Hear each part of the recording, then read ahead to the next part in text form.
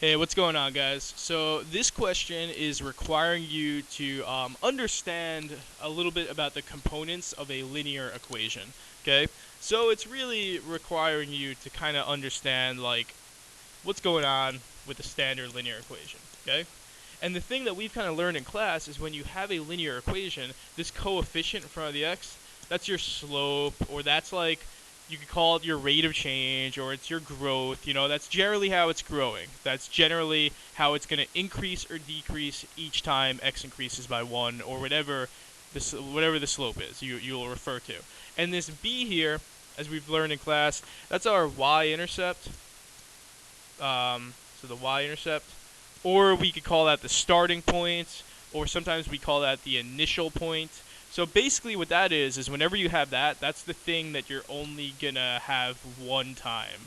So if this like represents a race, that's the head start.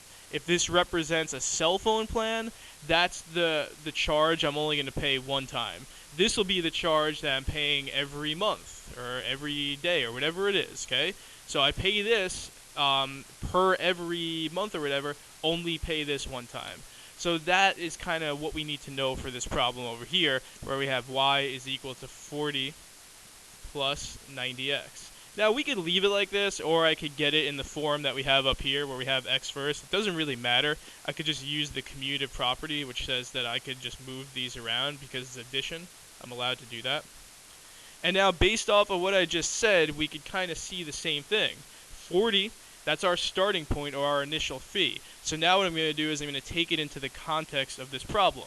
So it's saying the satellite television company charges a one-time installation fee. That's this. That's your constant. You're only paying that one time because it's not attached to a variable. And a monthly service charge. That means you're going to be charged that thing every month. So that's going to be this 90 over here. Okay, so every month we're going to be charged 90. I know that because that's the coefficient that is attached to x. So now all we got to do once we've broken that down is we just got to choose the right choice. Let's see the one that matches what we just said. So y is the total cost. Yes, x is the number of months. I agree with that. Okay. 90 is the installation fee, 40 is the service charge per month. Nope, we said that 40 is going to be that constant. 40 is not the per month. 40 is the installation fee, not going to be that. Y is the total cost, X is the number of months. 40 is the installation fee, 90 is the service charge per month. That looks good. I'm going to go with that for now. But they give you two other choices, and it makes you ask why. So let's see. Oh, these ones say the same thing, but this one's saying that X is the total cost and then Y is the number of months of service. So again, this requires you to have some understanding of variables here.